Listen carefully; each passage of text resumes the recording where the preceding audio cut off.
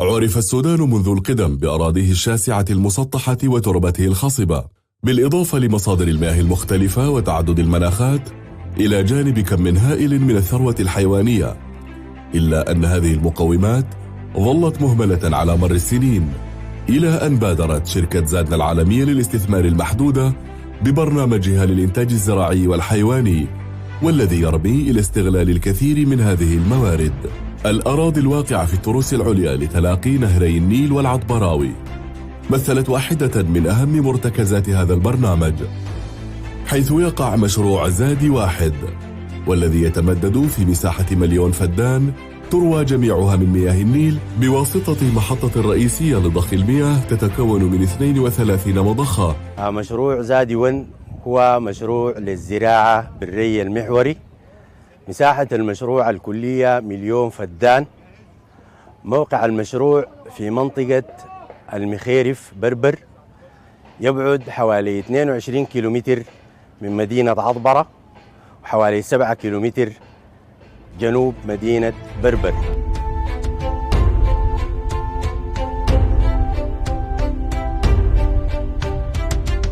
لتركيب هذه المحطة كان لابد من بذل جهد مضاعف لإنجاز العمل، فمياه النهر وجنباته الهشة والمتهدمة لا تمثل بيئة مثالية لتنفيذ مثل هذه الأعمال، إلا أن فريق العمل المحترف استطاع أن يجد الحلول والمعالجات وينجز المهمة بجودة عالية.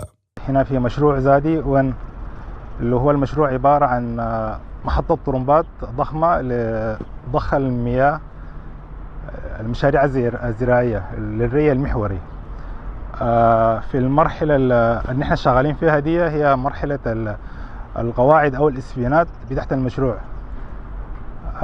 بيتكون من 261 بايل أو إسفين، اللي هو قواعد بيرتكز عليها المحطة الرئيسية، اللي هو الفكرة بتاعته العامة زي الكوبري، زي الكباري بتاعت النيل، فتعمل قواعد جوا النيل على أساس إنه بتشيل اللود والأحمال بتاعت المحطة.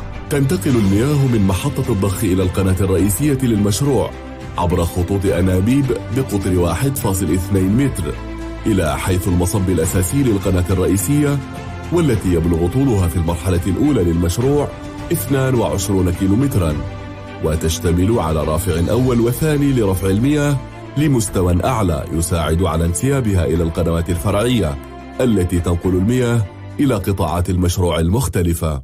البوستر حقيقة يمكن يكون مقسم، طبعا زي ما شايفين هو ارتفاعه عالي جدا، هو جسم خرساني ضخم جدا بيتكون من حوائط، سماكة الحائط الواحد يمكن يكون 70 سنت بارتفاع 10 متر. مقسم البوستر إلى 7 سكاشنز. ده العمل النهائي بيبدأ من الفاونديشن، من القاعدة الرئيسية تحت. بعد ذاك بنطلع بالحوائط بارتفاع 3 متر. عندنا أبيام بمقسم الشغل ل 6 سكشن باعتباره أو 6 سكاشن حتى يكتمل العمل. بعد ما نخلص الحوائط ارتفاع 10 متر عندنا السقوفة بنسقف البوستر. بعد ذاك بيجي مرحلة تركيب الجمالون وتركيب الطرمبات، اللي هو بعد ذاك نحن بنسلم العمل اللي هو القسم المختص للقسم الميكانيكي في تركيب أعمال الطرمبات وتركيب الستيل للجمالون. يبلغ طول القنوات الرئيسية والفرعية حوالي 1100 كيلومتر. تم توزيعها بشكل دقيق يضمن وصول المياه لكل أراضي المشروع، وقد روعي في تصميمها مستوى الانحدار والتدرج لتلافي ركود المياه وانسيابها بسهولة ويسر. وضعت التصاميم مهندسي المشروع وفنييه أمام تحد صعب، فالقنوات الرئيسية والفرعية يجب أن تمر بمناطق صلبة ووعرة وذات مناسيب مختلفة حتى يتم استغلال كل الأراضي الخصبة في الزراعة، ولكنهم استطاعوا تنفيذ المطلوب كما يجب. أعماق الترعة بتتراوح لحد ما تجي لكيلو 8. بتكون الأعماق تراوحت من 2 متر و3 متر، بتتراوح لحد 14 متر عند البوستر في كيلو 8. وطبعا دي مراحل كان نحن عانينا فيها كتير، لكن الحمد لله بجهد العمال وجهد وصبر الناس كانت يعني اتجاوزناها بكل سهولة يعني، وشفنا المراحل اللي بعد طوال. في المواجهات اللي لقيتنا نحن في الصعوبة في الترعة، كان يعني لقينا تربة صلبة جدا، استخدمنا فيها الدوازر واستخدمنا فيها آليات صغيرة عشان نقدر نقطعها ونتجاوزها. من ضمن الآليات اللي نحن كانت شغالة معانا، كان شغال معانا أكثر من 100 حفار وأكثر من 120 قلاب وعدد كبير من الدوازر، كانت كلها شغالة عشان نتجاوز كل الصعوبات دي. وبحمد الله انتهينا من الترعة الرئيسية، المتبقي فيها حاجات قليلة جدا، وحاليا بدأت الأعمال في الترعة الفرعية. يتكون المشروع من عدد 3500 جهاز ري محوري، يتوسط الواحد منها مساحة 150 فدانا، وهو واحد من أحدث نظم الري في العالم، تم استجلابه لمميزاته العديدة بغرض نقل التقنيات الحديثة إلى السودان، وقد أثبت جدواه. الري المحوري هي كفكرة جديدة الناس شغالة عليها، الناس طورت على الشيء الموجود فيها. نحن في ذاتنا يمكن اشتغلنا بأحدث التقنيات وبأفضل الحلول المقدمة للمشاكل اللي فيها. تعاقدنا مع شركات عالمية هي تقريبا الأولى في مجال الري المحوري في العالم. شغالين معانا شركات مقتدرة يعني تحت إشراف استشاريين مقتدرين سودانيين. شركة مصابيح الاستشارية هي المشرفة على كل الأعمال بتاعت الري في المشروع. الإنتاج البستاني هو أحد مكونات زاد واحد، فتربة المشروع تبشر بإنتاجية عالية من الفواكه ذات الأصناف المميزة التي تشتهر بها المنطقة، والتي أفردت لها زادنا برنامجا كاملا من حيث الإنتاج والجودة العالية في المواصفات.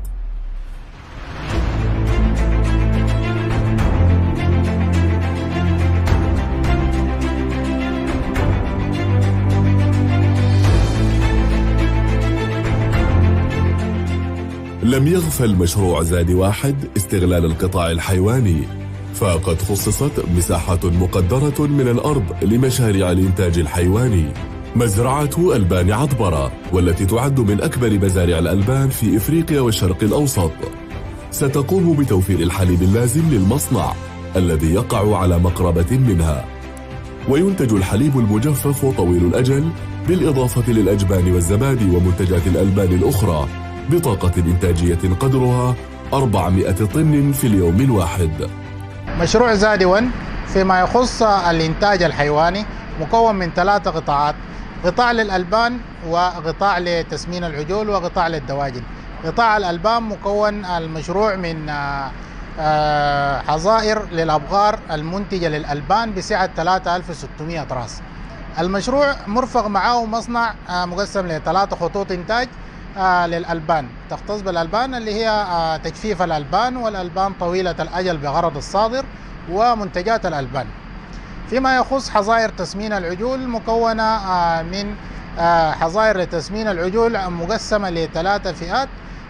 هذه الحظائر سعتها الكلية 240 ألف راس سنويا، ومرفق مع المشروع مسالخ ومدابق للجلود. فيما يخص مشروع الدواجن مرفق مع المشروع مصنع بغرض تجفيف البيض وتصديره في شكل بودرة. تستخدم هذه البودرة في منتجات التجميل والاستهلاك البشري. مساحة أخرى تم تخصيصها لمجمع تسمين العجول الذي يحتوي على 102 حظيرة بسعة مختلفة، ملحق بها مصنع للاستفادة من مخلفات المسالخ، بالإضافة لعدد 4 مصانع لأعلاف التسمين. مزرعة الدواجن لإنتاج بيض المائدة هي واحدة من منشآت الإنتاج الحيواني التي يتضمنها المشروع.